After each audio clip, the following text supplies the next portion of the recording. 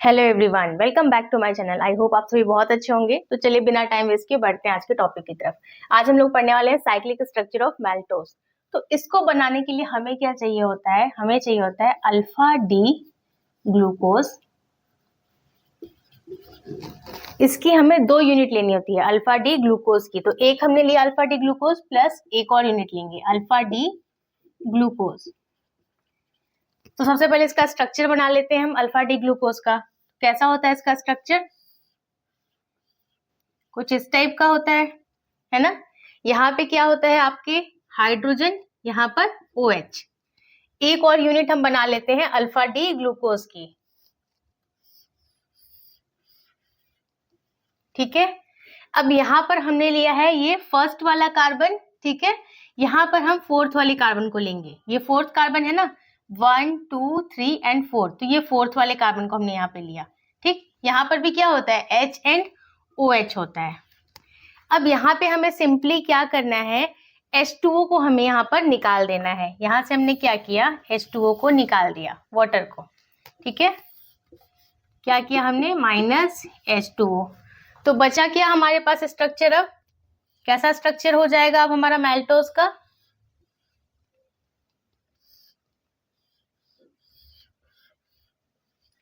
यहाँ पे क्या बच गया है आपका, H बच गया है, तो उसको बना लीजिए H। यहाँ आपका क्या बच गया है, ऊपर में H बचा है और ऑक्सीजन है यहाँ पे हमारा। ठीक है, तो ये इससे लिंक हो जाएगा ऑक्सीजन से और यहाँ से ये वाला बॉन्ड लिंक हो जाएगा। ठीक है, तो कुछ इस टाइप का लिंकेज आपको मिलेगा। कैसा लिंकेज है ये वैसा ही है जैसा हमने लास्ट वीडियो में पढ़ा था कि अगर कोई ईथर वाला लिंकेज मिल रहा है और उसके दोनों साइड में क्या हो, आपके मोनोसेक्राइड्स हो, तो हम उस लिंकेज को क्या बोलते हैं, ग्लूकोसाइडिक लिंकेज। कौन सी पोजीशन पे है, एट C1 एंड C4। ठीक है, ये कौन सा कार्बन था, फर्स्ट, और ये कौन सा, फोर्थ। यहाँ पे लिंकेज मिल रही है आपको इस कार्बन पे एंड इस कार्बन पे, यानी C1 पे एंड C4 पे। तो ये आपका स्ट्रक्चर किसका बन गया, हमारा साइक्लिक स्ट्रक्चर मैल्टोज का। उसको बनाने के लिए हमने क्या किया, 2 यूनिट्स हमने लिए किसके, अल्फा डी ग्लूकोज के। ठीक, समझ आ रही है बात? यहाँ पे फर्स्ट वाले यूनिट में हमने फर्स्ट वाले कार्बन को यहाँ पे रखा है, इसमें हमने फोर्थ वाले कार्बन को, और यहाँ से हमने वाटर को निकाल दिया। इसको कहीं पर नोट डाउन कीजिए, मैं रफ कर रही हूँ। मैं दूसरा स्ट्रक्चर आपको सिखा देती हूँ, किसके लिए, लैक्टोज के लिए। नेक्स्ट अब हमें क्या पढ़ना है, साइक्लिक स्ट्रक्चर ऑफ लैक्टोज। इसको बनाने के लिए हमें चाहिए होता है बीटा डी गैलेक्टोज। ठीक है, प्लस क्या चाहिए होता है हमें, बीटा डी ग्लूकोज। एक यूनिट किसकी हो गई, बीटा डी गैलेक्टोज की, और एक हो गई बीटा डी ग्लूकोज की। अब गैलेक्टोज और ग्लूकोज यहाँ पे ले रहे हैं, तो थोड़ा सा इसको याद करने के लिए आप ऐसे देख सकते हैं, गैलेक्टोज में भी लैक्टोज आ रहा है और ये लैक्टोज का ही स्ट्रक्चर हम यहाँ पर बना रहे हैं। तो सबसे पहले गैलेक्टोज जो है आपका, इसका स्ट्रक्चर बनाना अभी आपको नहीं आता होगा, बट आपको ग्लूकोज का तो आता है। तो पहले हम बीटा डी ग्लूकोज बना लेते हैं। ठीक है, तो यहाँ पर अगर हमने पहले बीटा डी ग्लूकोज बनाया,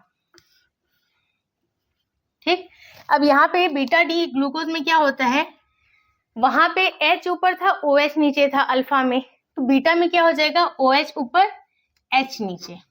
यहाँ पे क्या होगा, H एंड OH।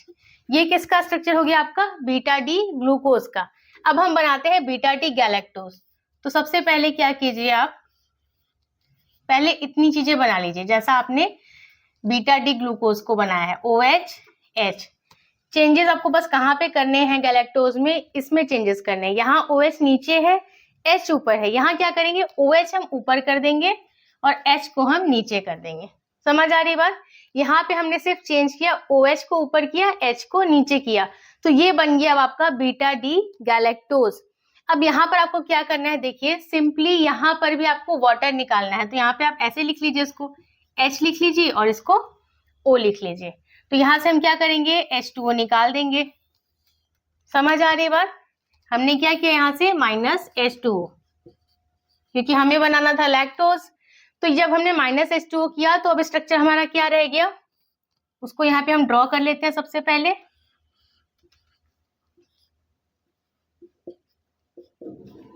यहाँ हो गया OH, यहाँ हो गया H, यहाँ पे क्या है आपका H, यहाँ पे आपका H बचा है, OH यहाँ से निकल गया है, यहाँ पर देखिए H बचा है, OH आपका निकल गया है।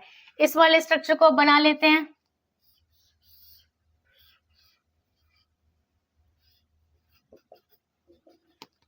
यहाँ पे देखिए H आपका निकल गया, O बचा है और ऊपर में सिर्फ आपका H बचा है, इसको हमने बना लिया। ठीक, अब यहाँ पर एक ऑक्सीजन है ये, ठीक है, तो हमने इसके लिंकेज को ऐसे शो कर दिया। ठीक है, ये ऑक्सीजन से इसका लिंकेज हो गया। तो ये जो लिंकेज हो रहा है ये भी कौन सी पोजीशन पे हो रहा है, यहाँ पे हमने कौन कौन सा कार्बन लिया है, C1 एंड C4। तो ये भी कैसा लिंकेज है, ये भी लिंकेज है आपका ग्लूकोसाइडिक लिंकेज, क्योंकि यहाँ पे भी क्या हो रहा है, बीच में ऑक्सीजन आ रहा है, उसके दोनों साइड में मोनोसैकेराइड्स। तो ये भी क्या है, ग्लूकोसाइडिक linkage eight C1 and C4। तो यहाँ पे हमने क्या किया, बीटा डी गैलेक्टोज लिया प्लस हमने क्या लिया, बीटा डी ग्लूकोज। ये हो गया आपका स्ट्रक्चर बीटा डी गैलेक्टोज का, ये हो गया बीटा डी ग्लूकोज का। पहले हमने ग्लूकोज का स्ट्रक्चर बनाया क्योंकि हमें आता है बनाना। गैलेक्टोज बनाने के लिए हमने सिर्फ यहाँ पर चेंज किया, यहाँ पर H ऊपर था, यहाँ हमने OH ऊपर कर दिया, यहाँ OH नीचे था तो हमने यहाँ पर H नीचे कर दिया। ये बन गया आपका बीटा डी गैलेक्टोज। यहाँ से हमने H2O निकाल दिया, क्लियर है बात। H2O हमने निकाला तो यहाँ पे ऑक्सीजन के साथ आपका लिंकेज बन गया। ये लिंकेज कैसा है, ग्लूकोसाइडिक है, क्योंकि बीच में ईथर है और क्या है, दोनों साइड में मोनोसैकेराइड्स हैं। कौन सी पोजीशन पे आपको एग्जाम में अगर पूछेगा तो क्या बताएंगे, C1 एंड C4 पोजीशन पे है। तो इसी तरीके से आपको एग्जाम में क्वेश्चंस आएंगे तो इनको आप इजीली सॉल्व कर सकते हैं। So that's all for today. I hope आज का वीडियो आपको यूजफुल लगा होगा। इस वीडियो से रिलेटेड कोई सा भी डाउट आ रहा है आपके मन में तो आप मुझे कॉमेंट सेक्शन में पूछ सकते हैं।